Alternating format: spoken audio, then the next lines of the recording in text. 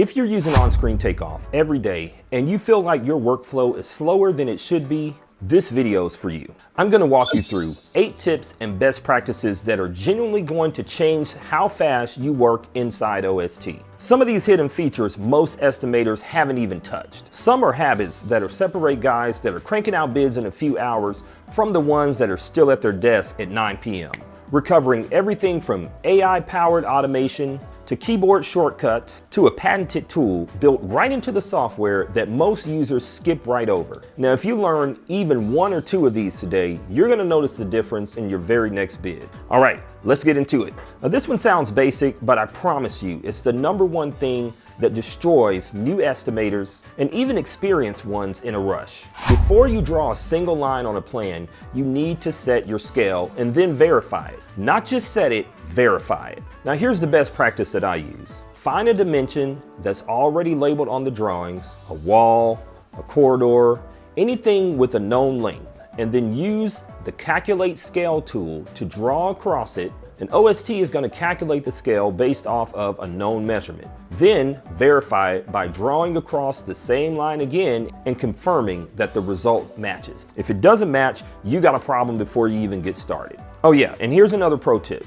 If your entire plan uses the same scale, then use the apply to all pages option and save yourself from doing 1 page at a time. But this is important. Still spot check a few pages, especially if the set includes details or enlarged floor plans that are drawn at a different scale. And if you build this habit, you'll never have to redo a takeoff because of a scale error. And trust me, that's a terrible way to spend the afternoon. Always set and verify your scale every single page. Tip number 2. Use Takeoff Boost AI to get a head start on every project. Now this is a big one. If you're not already using Takeoff Boost, then you're leaving serious time on the table. Takeoff Boost is Construct Connect's AI-powered tool built right into OST. And in as little as 30 seconds, it returns walls, windows, areas, and counts. It can identify wall types, it creates conditions for you, and measures length and area takeoff across the entire page without you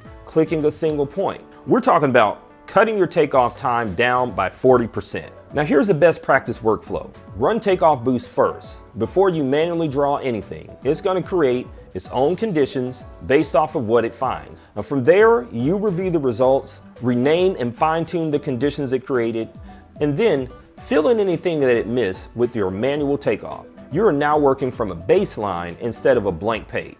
Think of it like having a junior estimator rough in the whole plan while you focus on reviewing scope and catching what the AI doesn't know. Things like material specs, your company's standard assemblies, and trade-specific details. One estimator said that she did 3 projects in 20 minutes that would have taken her a couple of days to do from scratch. Now, if you haven't activated your Takeoff Boost trial yet, you can do it right from within the software. Just click the Try Takeoff Boost button in the Takeoff tab. Tip number 3, learn your keyboard shortcuts. They cut your click count in half. Here's the honest truth about most estimators I talked about. They use OST like a hammer when it's actually a Swiss Army knife. The keyboard shortcuts in this program are a massive time saver and almost nobody uses them. Now the most important one to build into your muscle memory right now is the spacebar. Tap it once and you'll toggle between Takeoff tool and Select tool. That alone eliminates so many extra clicks per hour, it's almost embarrassing once you realize it. Here's a few more you need to know. You hold Control D, it duplicates a condition. Instead of building a new condition from scratch, duplicate an existing one and then modify it. And Control G jumps you directly into a specific page number. No more scrolling through 300 page sets looking for sheet A4.2. Control L hides your layers panel. Toggle it on when you need it and off when you don't. F9 refreshes your takeoff totals if something looks like it didn't quite update. And when you're actively drawing takeoff, Control Z is your best friend. Undo is always there. Now Construct Connect actually has free printable shortcuts. I'll put the link in the description. Print it out, tape it to your monitor for a week, and within a month, you won't even have to think about it. Now here's tip number 4. Using multi-condition takeoff to do a full room in just 4 clicks. Now this is a OST patented feature, and it might be one of the most underused power tools in the entire program. Multi-condition takeoff lets you Select multiple conditions at the same time. Let's say your wall linear, your floor area, and your ceiling area, and a count condition for corners. And you can draw them all within one set of single clicks. So instead of drawing a wall and then going back and drawing doors and then ceilings and then counting corners, you can select all 4 corners, trace the room once, and every single one updates simultaneously.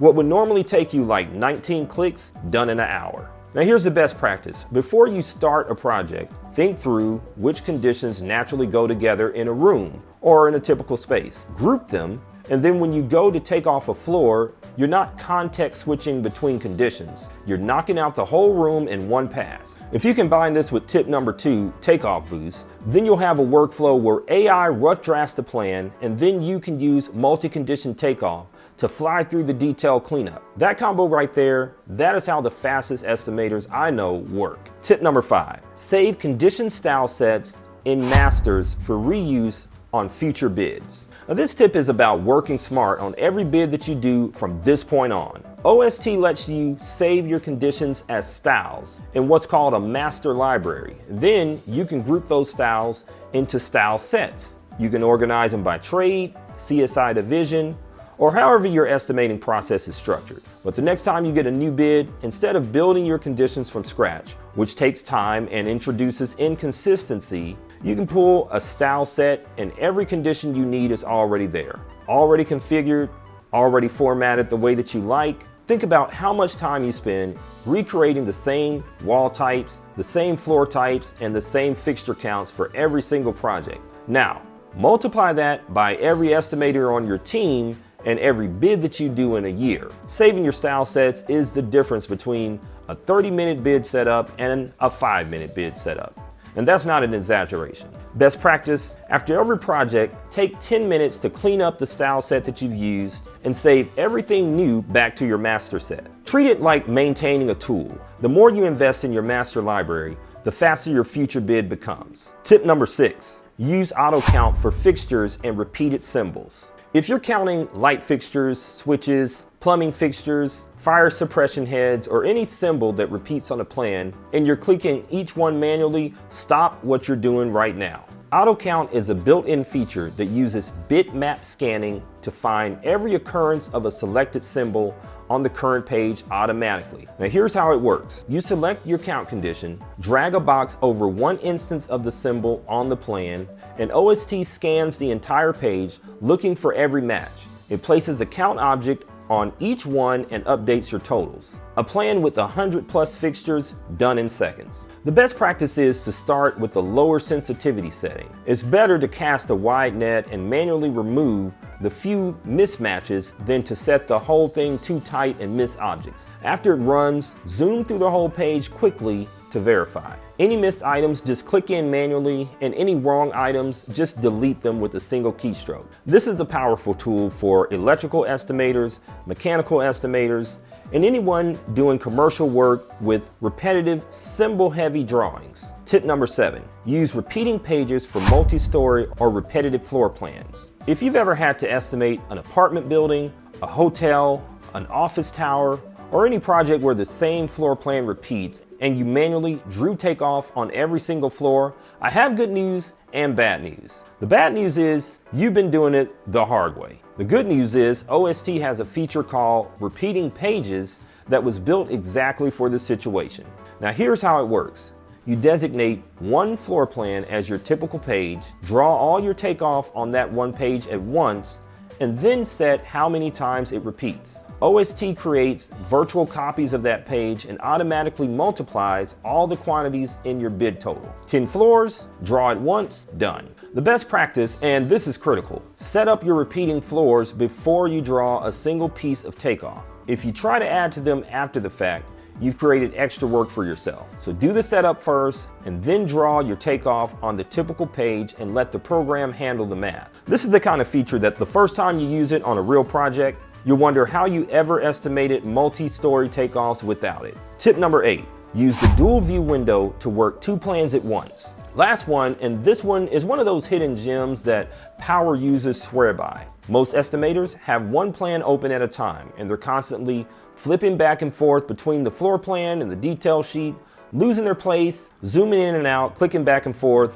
but there's a better way. Press Control 2, the number 2, and OST opens a second view window, a separate independent view where you can navigate to any other page in your plan set without changing your main image window at all. So you stay locked into your floor plan doing your takeoff on the main screen and then the second window, or your second monitor if you have it. You've got the detail sheet, the enlarged plan, or the spec page open and visible at the same time. No more flipping, no more losing your place, just two views, both live, both interactive. So if you work on a dual monitor setup, this is a game changer. Pull the second view window into your second screen and you'll essentially have two active working spaces at once. All right, so that's your 8 tips. Let's do a recap. 1, always set and verify your scale before doing anything. Number 2, use Takeoff Boost to do a rough takeoff automatically before you do anything manually. Tip number 3, learn the keyboard shortcuts. Start with the spacebar toggle.